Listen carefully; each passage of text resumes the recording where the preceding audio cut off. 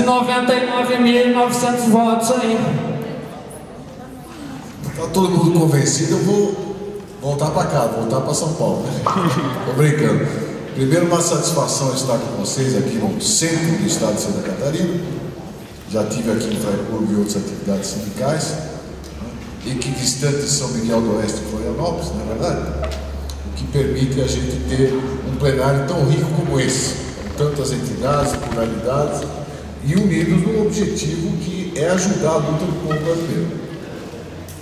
Achei excelente a intervenção introdutória do Gebrim, não vou repetir as ideias do Gebrim com as quais eu concordo, vou procurar abordar essa temática por um outro ângulo, que a companheira Jaqueline chamou da contextualização. Em que momento, né, nós estamos fazendo essa batalha política de dar a palavra ao povo brasileiro para que ele decida se quer ou não uma mudança profunda no seu sistema político, né? E obviamente a partir desse resultado dirigido com autoridades competentes, a começar da presidência da República, os candidatos nas eleições. Não é casual que o nosso plebiscito se reúne na Semana da Pátria, gente. Porque nós queremos incidir, sim, na situação política do país. Queremos confrontar os candidatos a deputado, a senador, a governador, a presidente da República, com os resultados do nosso plebiscito. Qual a sua opinião, meu caro Aécio? Você é a favor de fazer uma reforma do sistema político? Dilma, você falou do assunto em junho de 2013 e foi bloqueada pelo próprio funcionamento institucional que nós estamos criticando. Se compromete numa eventual reeleição a convocar uma Constituinte fazer uma reforma política, e nós queremos ter a densidade para ter esse tipo de incidência na conjuntura. E ela é mais do que necessária, companheiros, porque qual é o contexto? No plano mundial, a crise estrutural do capitalismo não só permanece, como cada vez mais se agrava. Se agrava no sentido, falava um velho socialista francês, né?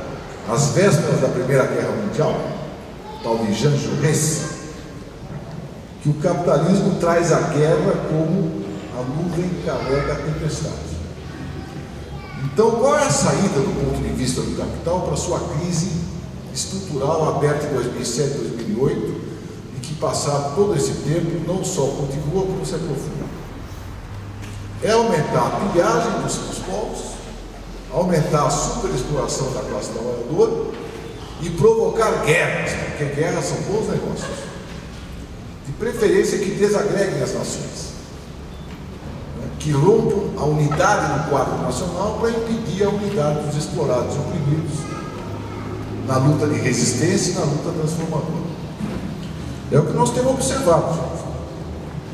Desde países vizinhos como a Venezuela, onde esta semana em particular, depois das manifestações da direita venezuelana, que perdeu as eleições, por pouco, mas perdeu. Então o Maduro é presidente legítimo eleito pelo povo venezuelano. 0,5%, 1% que seja, com os problemas que possa ter dentro do chavismo, ele é o presidente eleito do povo venezuelano. E nem sequer é toda a oposição que comanda as mobilizações da Venezuela, entre aspas, né? Verdadeiras provocações. Porque o porta-voz oficial da oposição que disputou cabeça a cabeça com o Maduro tem se deslindado das manifestações.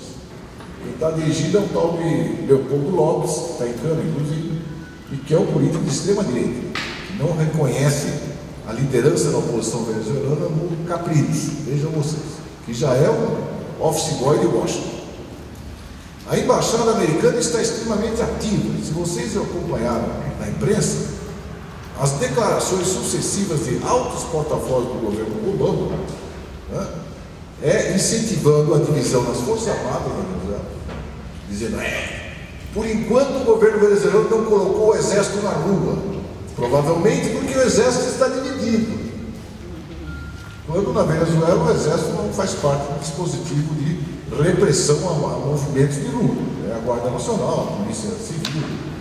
O exército não tem constitucionalmente, né, essa obrigação de intervir nas manifestações. Então há toda uma operação de desestabilização do governo Maduro, numa linha geral que já vem de algum tempo.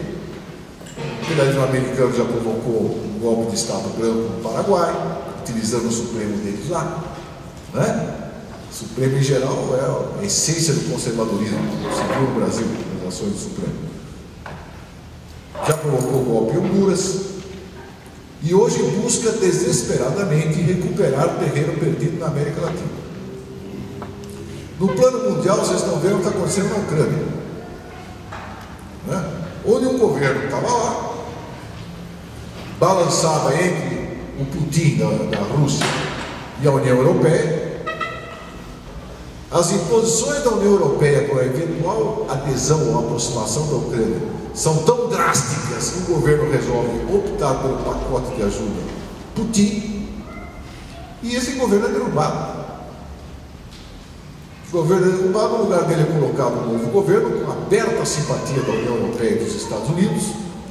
Tem gente que se diz de esquerda no Brasil que diz que está tendo uma revolução na Ucrânia, onde tem 10 ministros que são do agrupamento fascista que tem relações históricas com o nazismo naquela região do mundo.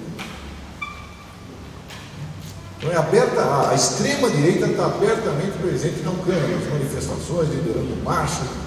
Aliás, atenção, quem estava talvez iludido pela história recente do Brasil, de que só a esquerda bota gente na rua, abre os olhos, né? Porque em situações de crise econômica aguda, que é a situação atual no mundo, de polarização social, a direita utiliza movimento de massa. Você sabe que o Hitler foi eleito na Alemanha, né? O Hitler não é fruto do golpe de Estado, foi eleito. E o nazismo era um movimento de massa, como o fascismo na Itália. Então, não é que tem manifestação de rua, vamos lá para pescar em águas turvas, precisa ver quais são os objetivos. E quais são as reivindicações na Venezuela que o governo Maduro está reprimindo de maneira selvagem? É fora Maduro, essa é a única reivindicação, não tem outra, não tem salário, não tem emprego, moradia. Explorando uma situação de caos econômico e social que tem a ver com a pressão do imperialismo, com a burguesia local que esconde mantimento, né? E com a pressão de cerco que existe sobre a Venezuela por ser um país que deu um passo além do que eles esperavam, né? Na definição de uma política soberana. E as pressões existem também aqui no Brasil, gente. Essa rebelião da base aliada, entre aspas, do PMDB, é chantagem? É chantagem, mas ela está em sintonia também com essa política do imperialismo de desestabilizar os governos em que ele não confia 100%. Porque em momento de crise aguda do sistema, como a que nós vivemos, tem que ter um agente direto no poder. Não dá para ter mediadores. Por mais concessão que o governo Lula já fez, o governo Dilma continuou fazendo ao imperialismo, fez concessões, como não tem? Acabou de fazer o leilão de Libra, o maior poço de petróleo. Ah, mas a Petrobras ganhou o leilão, mas podia ser tudo da Petrobras, não precisava ser uma parte só. Nós levamos esse combate no passado, né? Tem concessões no plano da política econômica, né? O superávit primário, por exemplo, que o governo faz, retira bilhões de circulação para pagar interesse do juros da dívida para banqueiro, para especulador. E a Dilma acabou de cortar 40 bilhões de orçamento, né, para segurar o superávit primário em relação às pressões do mercado. Então a pressão é permanente, mas a pressão não visa se. Pode ser uma etapa intermediária, obrigar os governos a ajoelhar e rezar. Enquanto o governo tiver alguma raiz popular, alguma base em sindicatos, em movimentos, em reivindicações, for fruto da opção majoritária dos oprimidos, esse governo não serve até o fim aos interesses do governo. Bom, nessa conjuntura, que já era mais ou menos a mesma do ano passado, teve a explosão de junho. Um grande grau de espontaneidade, mas que colocou no centro reivindicações que sempre foram nossas. Saúde, educação pública de qualidade, transporte, né? Manipulado, apareceram manipulações terríveis, mas é até uma PEC 37 que ninguém sabia o que era, e de repente o Congresso, pressionado pelas ruas, votou a PEC 37. que era uma PEC que questionava, né, a liberdade com que o Ministério Público se movimenta no Brasil. Os caras parecem ser os donos da verdade. Ninguém elegeu os caras do Ministério Público, mas ele decide sobre tudo. Né? Muito bem. Mas qual o sentido político que ficou claro em junho? O Gebrim já falou e eu repito. O enorme fosso que existe entre o povão em geral e as instituições políticas. Há uma campanha de desmoralização das instituições políticas brasileiras que é feita pela direita? Pode ser, mas existe uma realidade que o povo brasileiro não se sente representado nas atuais instituições. E tem razão de ser assim. Porque, ao contrário, nessa onda que o Gebrim fez referência, né, de rechaço à política ditada por Washington, percorreu a América Latina de norte a sul. Até no México o Obrador ganhou as eleições, ele não levou, porque teve fraude. Né? Mas que elegeu o Correia, elegeu o primeiro o Cabaré Vasco, depois o Mujica no Uruguai, o Lula e a Dilma no Brasil. Governos que têm diferenças entre si, mas correspondem ao mesmo movimento de fundo, de afirmação de uma soberania nacional e popular contra políticas ditadas por Washington. Quando esses governos ganharam as eleições, tanto no caso do Correia, como no caso do Chaves, como no caso do Evo Morales da Bolívia, o que eles fizeram? Vocês lembram? Imediatamente convocaram constituintes para mudar as regras do jogo político.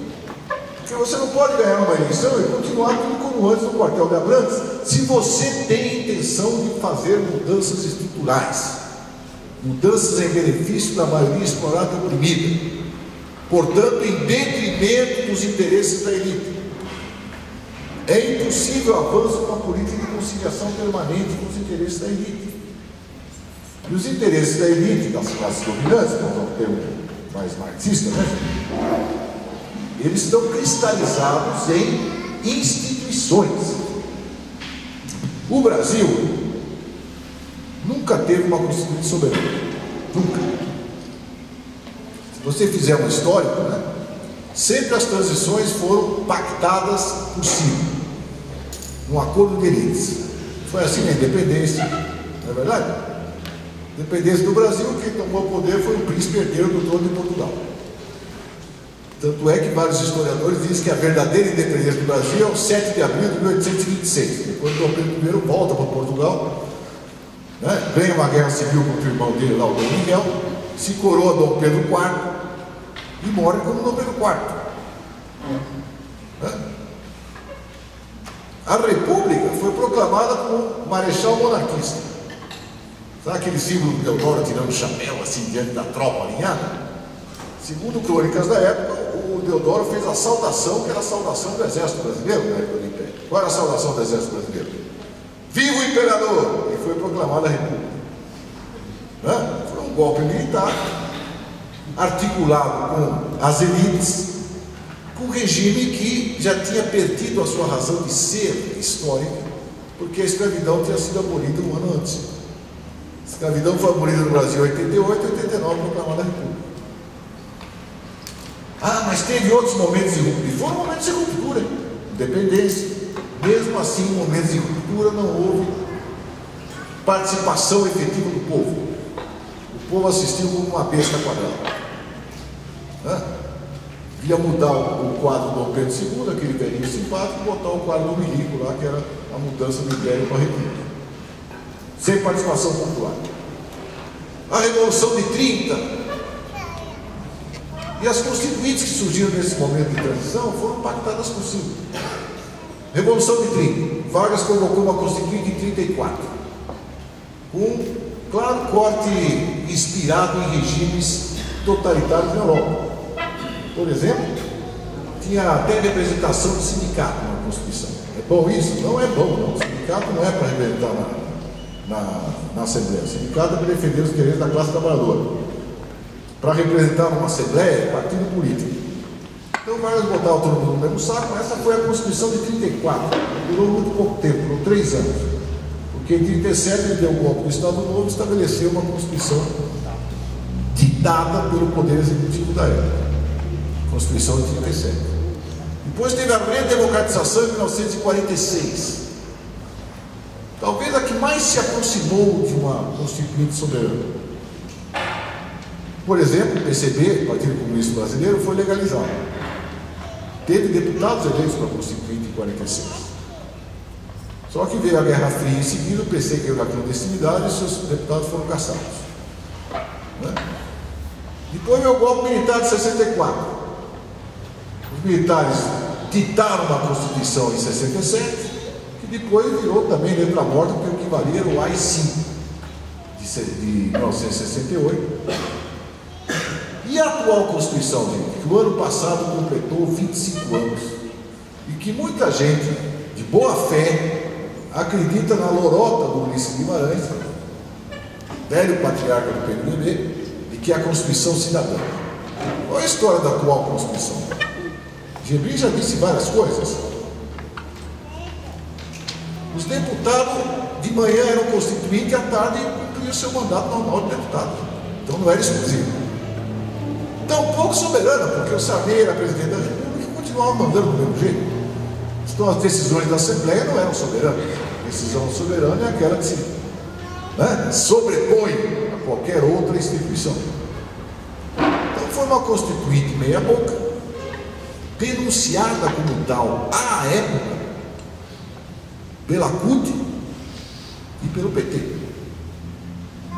Curiosamente, o ano passado, quando se comemorou 25 anos da Constituição de 1988, o Lula, que era o líder da bancada do PT na Constituinte e que encaminhou o voto não da bancada do PT na época ao conjunto da obra, tem coisa boa na atual Constituição, coisa que nós metemos com pressão no movimento, mas o conjunto da obra, a bancada do PT em 88 votou contra, votou não. Eu tenho aqui a posição que a CUT adotou em 88, gente. Entendeu? No seu congresso, no momento em que se encerrava a Constituinte. Aqui.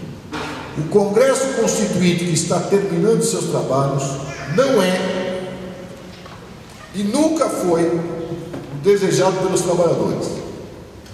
Não foi uma Constituinte livre, democrática, soberana e exclusiva, que atendesse às reivindicações do povo, terra, salário, emprego e liberdade. Em que pesem as conquistas. Não, continua o texto da CUT, o Congresso da CUT 88, foi em Belo Horizonte, Mineirinho. Vários direitos não estão inscritos. As diretas já foram derrotadas e Sarney garantiu seus 5 anos. A estrutura sindical, embora registre algumas modificações, não assegura a ampla liberdade de organização que a classe trabalhadora exige. Até hoje, nos sindicatos, nós temos a lacra da unicidade sindical e do imposto sindical financiando com o dinheiro do Estado a organização sindical. Quem paga a banda comanda a música.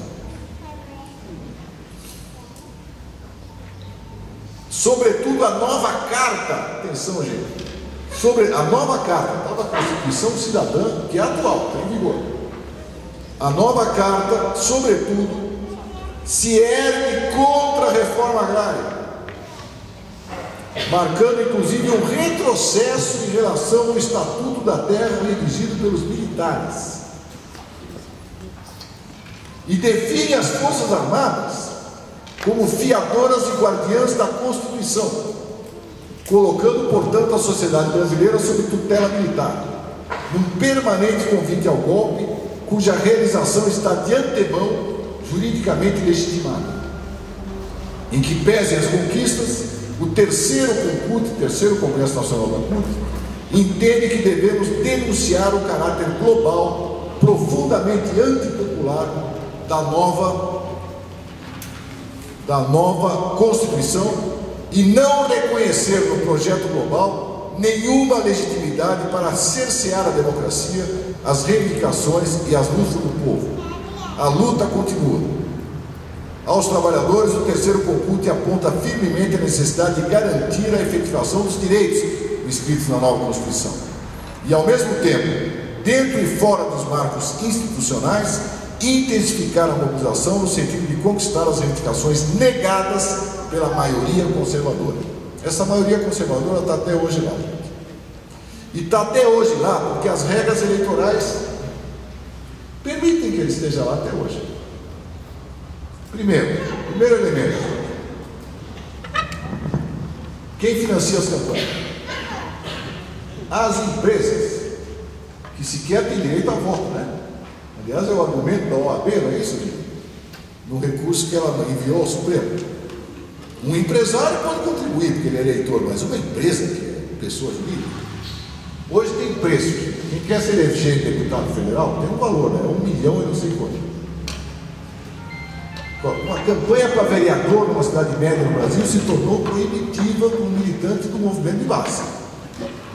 Não é verdade?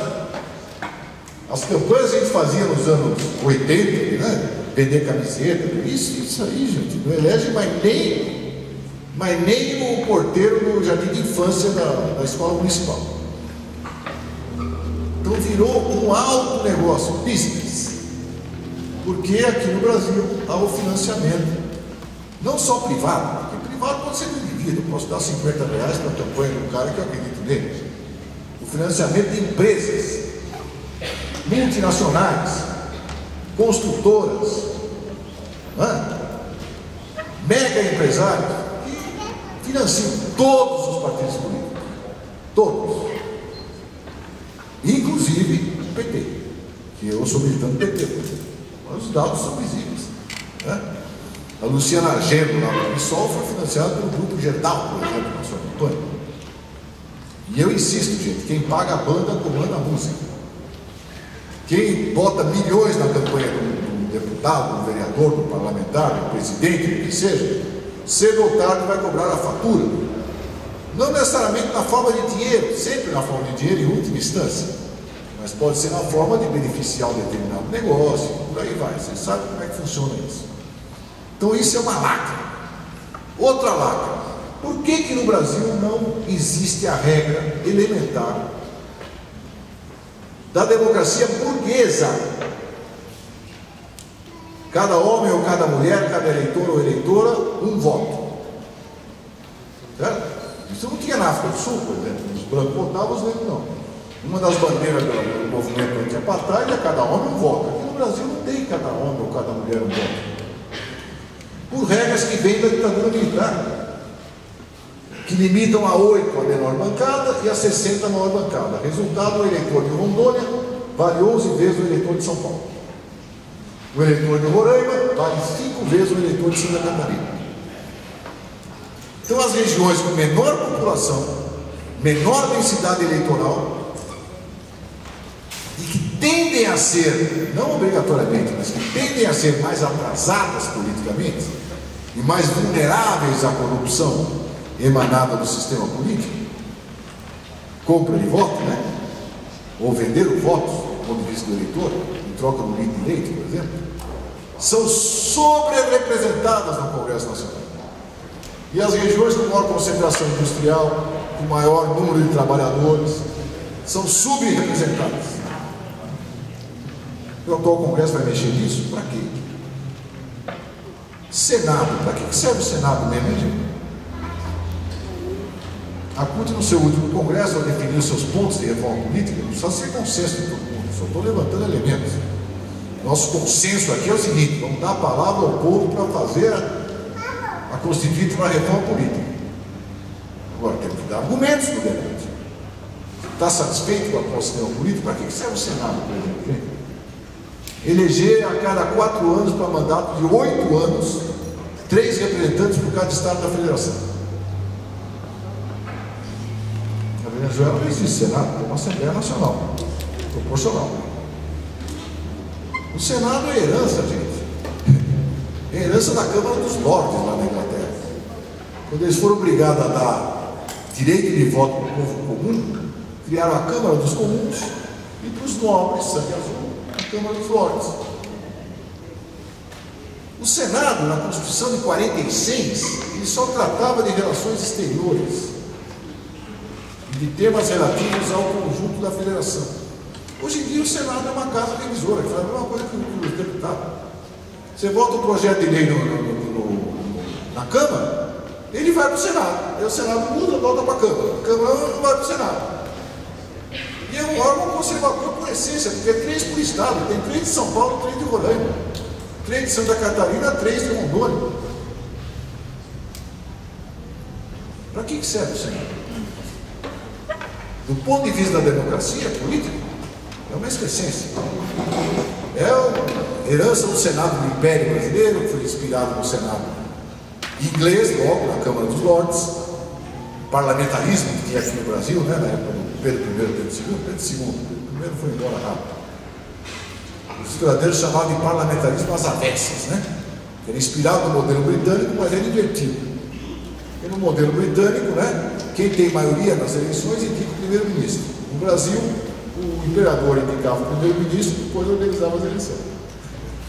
Como as eleições eram voto em aberto, né, tinha que votar na situação. A oposição nunca ganhou eleição durante mais de 50 anos de império no Brasil. Então, gente, nós estamos chamados pela nossa história, pela conjuntura, pelo contexto que nós estamos atravessando, a ocupar esse lugar. E finalmente esse país tem uma ruptura democrática que abrirá caminho, assim espero, para transformações que apontem em direção ao socialismo. Mas sequer nós temos instituições democráticas no Brasil. Gente, imagine a hipótese de que nessas eleições aqui, essas eleições que nós vamos ter esse ano, o nosso plebiscito 4 semanas antes, elas vão ser sobre as regras atuais. Vai ter financiamento das empresas, não vai ter proporcionalidade, vai ter eleição do Senado. Você acha que vai mudar a relação de força no Congresso? O que será que explica as vitórias esmagadoras que os candidatos do PT tiveram, tanto Lula quanto a Dilma, no último período, e chega lá no Congresso Nacional, a bancada do PT tem 20%. Por que será? Que o povo vota para presidente e no candidato do PT, mas para deputado não, vota qualquer um, vota em pessoas. Daí a importância do voto em lista, que fortalece o coletivo. Não é o voto no Zé da Silva que eu faço, é o voto no projeto político. A CUT defende o voto em lista também, né? Então são temas de extraordinária relevância e não estão na superestrutura, não estão, né, nas nuvens. Hoje o mais comum de você ouvir em qualquer protesto é que os políticos não nos representam. Por quê? Porque as regras impedem essa representação. Elas foram montadas para preservar o privilégio da elite. E uma ruptura democrática pode abrir terreno. E deve abrir terreno, essa é a nossa expectativa, para as reformas profundas que são bloqueadas pelas instituições políticas. No Brasil tem o que os cientistas políticos chamam de... O modelo do sistema brasileiro é o presidencialismo de coalizão. Trocando em miúdos para todo mundo entender, ninguém consegue governar o Brasil sem o PMDB. Seja os tucanos, sejam nós. Tem que ser aliado com o PMDB, senão o Brasil é ingovernável. Mas isso é fruto do funcionamento do sistema político, gente. Não é uma lei da natureza. O partido mais corrupto e mais bandalheiro aqui no Brasil é o PMDB. Então é inevitável ter que governar com o PMDB. E quem defende a política de liderança da atual do PT diz que é impossível ter que governar com o PMDB. Tal como o Fernando Henrique governava com o PMDB. E se Eduardo Campos ganhar as eleições, vai governar com o PMDB. Por causa das regras eleitorais, da ausência de proporcionalidade, do financiamento empresarial de campanha. Nós temos que desbloquear esse tempo. Se conseguirmos fazer isso, nós vamos estar prestando uma enorme contribuição à luta pela emancipação do povo brasileiro. Será o próprio povo brasileiro que fará. Nós vamos substituir a luta. Vamos dela participar. Mas abrindo uma perspectiva. Uma perspectiva que passa por uma constituinte que faça a reforma política. E que dificilmente, se conseguirmos lograr esse objetivo, vai ficar só na reforma política. Porque esse objetivo será logrado com pressão popular.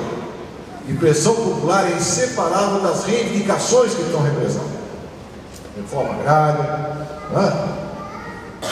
No caso do Sem Terra, reforma tributária, que aqui só rico não paga imposto, né? Por exemplo, paga salarial. E tantas transformações profundas, tantas vezes anunciadas.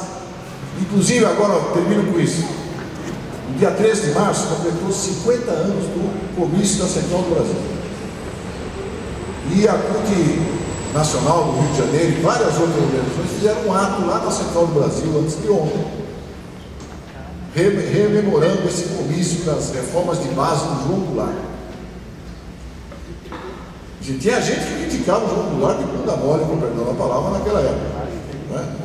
Entretanto, você pegar o discurso do João Goulart, que era um político da burguesia, um estancieiro do Rio Grande do Sul, mas que estava sob pressão dos sindicatos, do movimento da reforma agrária na lei ou na marra, né? Das ligas camponesas, etc.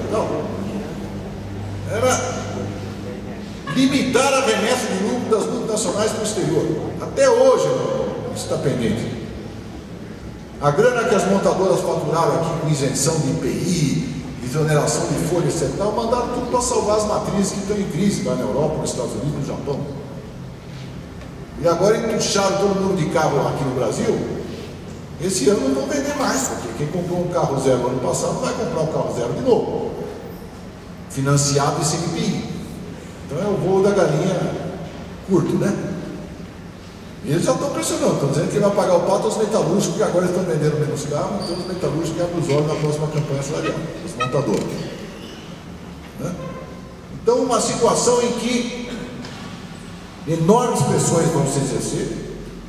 Não temos, infelizmente, todos os setores que se dizem ou se reivindicam de esquerda nessa campanha. Alguns já estiveram junto conosco, por exemplo, estiveram junto conosco nessa resolução do Congresso da CUT em 88. Aqui estava todo mundo dentro da CUT, com luta, setor sindical, né? Em 88 era todo mundo CUT. Aparentemente optaram por outra via, diz que a reforma política não tem a menor importância, isso é manobra, não interessa, o povo brasileiro não saiu em junho para pedir reforma política, é evidente que não saiu. Isso é a conclusão que nós, como vanguarda, temos que tirar, para ajudar a alimentar a politização do movimento, que foi bastante espontâneo na internet, né, gente? Tinha desde o cara com o cartaz todo de saco cheio, que não representa nenhuma reivindicação palpável, né? Até o cara dizendo transporte, saúde, moradia de qualidade. Mas todos se chocaram com o sistema político. Agora, os companheiros da Corruptos preferem fazer manifestação no Vai Ter Copa, junto com os Black Bloc, é o problema deles. Não vão ter a habilidade que nós tivemos no princípio da aula. Ao mesmo tempo, é um tema mais próximo. Descer o cacete político no Brasil virou conversa de bar, de botequim, de esquina. E tem prova disso. Quando a Dilma falou, e depois recuou, porque o sistema político obrigou ela a recuar, ele não levou nem 24 horas. Eu tive a paixão de calcular quanto tempo ela levou para recuar. Foram 15 horas que ela levou para recuar. Ela anunciou, no dia seguinte o Temer já estava na imprensa, o vice-presidente da República, né? Aquele partido que tem que estar em todos os governos, o sistema político brasileiro obriga, ele falou não. Depois ela foi consultar o Barbosão do STF, imagina o que o Barbosão falou. Não pode, constitucional. Recuou em 15 horas. Mas a bola ficou quicando. E a Datafolha fez uma pesquisa naquela semana que a mim me surpreendeu. 73% dos entrevistados eram a favor de uma constituinte para fazer a reforma do sistema político. 73%.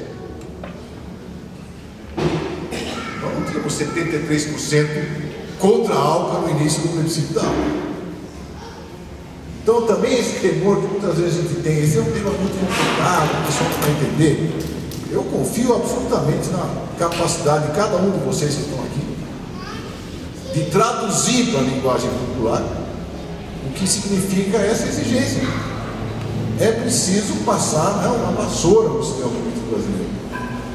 Estabelecer uma democracia real, onde cada eleitor equivale a um voto.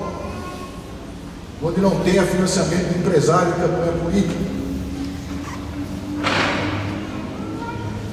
Há visões, há acordos, há muita proximidade, também há diferenças entre nós. Além da nossa iniciativa, existem outras. Tem plebiscito, abaixo-assinados, propósito de abaixo-assinado. Mas a nossa campanha é aquela que tem o braço mais aberto. Porque mesmo que eu não tenha a mesma opinião com você sobre o financiamento, por exemplo, tem gente que acha, não, o financiamento tem que ser público. Tem outros que falam, não, pode ser privado, mas esse seja de indivíduo, tem um teto. Não pode ser de, todos concordam que não pode ser de empresa. Então nós não precisamos ir para esse debate, gente, com uma receita pronta de qual deve ser o sistema político brasileiro. Vamos ser humildes, vamos ouvir o que o povo tem para dizer. O que nós temos é que destapar a panela de pressão. Porque se não formos nós que vamos destapar a panela de pressão, outros o farão. E vão destapar para outro lado, como estão tentando fazer hoje na Venezuela. Obrigado.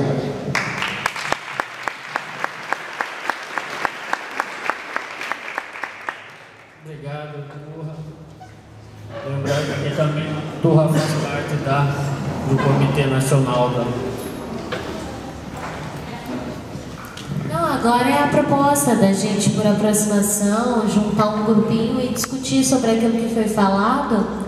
E após esses 10 minutinhos, a gente manter um acordo que vai ser qualquer pessoa que queira falar na plenária, faça sua fala, porém que tenha 3 minutos e siga esse processo de 3 minutos, mas depois desse cochicho, né? O que tirou, o que ainda não entendeu, quais são as possibilidades, o que entendeu dessa contextualização. É isso. Aí a gente dá 10 minutinhos agora pra gente fazer um cochicho, uma conversa.